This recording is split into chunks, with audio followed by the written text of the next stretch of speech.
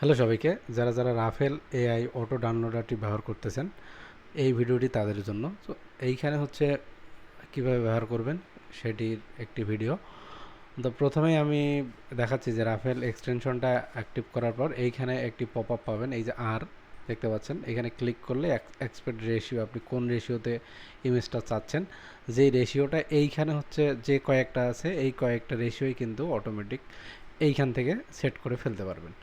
তো আমি প্রথমে এটা রাখতেছি, আমি ইমেজ ধরেন প্রথমে চাচ্ছি 4টা ইমেজ।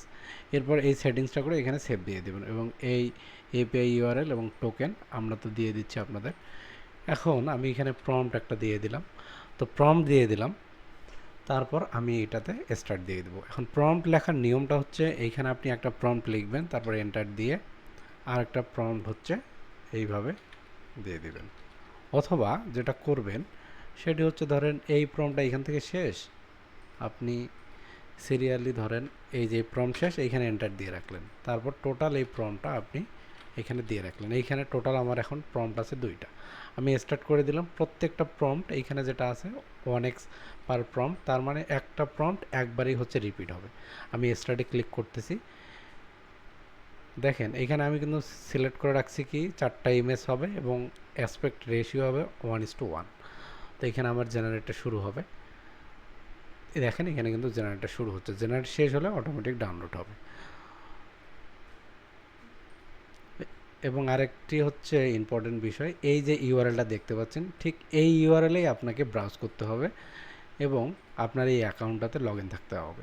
শেষে আরেকটি কথা বলতে চাই, অনেকে এটা নিয়ে বিভ্রান্তি তৈরি করতেছে যে আমরা রাফেল এআইয়ের কমার্শিয়াল লাইসেন্স বিক্রি করতেছি কিনা। অবশ্যই না।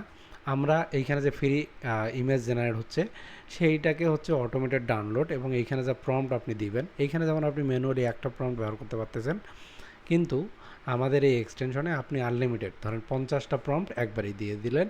দেওয়ার পর এখানে সিলেক্ট করে দিলেন যে একটা প্রম্পট একবারেই ব্যবহার হবে, 4টা ইমেজ হবে কি না, তারপর হচ্ছে রেশিওটা কত হবে।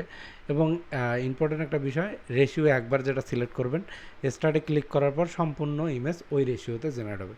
যদি আপনার প্রয়োজন হয় যে না আমি এখন এই রেশিওটা চেঞ্জ করব, তাহলে আপনাকে স্টপে ক্লিক করতে হবে, রিলোড দিয়ে আবার এখানে এটাকে সিলেক্ট করে আপনি যে রেশিওতে চান, এই যে এই সেম রেশিও, যে কয়টা ইমেজ চাচ্ছেন, একটা আউটপুট নাম্বার কত হবে, সেটা সেভ দিয়ে আবার আপনি স্টার্টে ক্লিক করে দিতে পারেন। তো আশা করি বুঝতে পারছেন। ধন্যবাদ সবাইকে।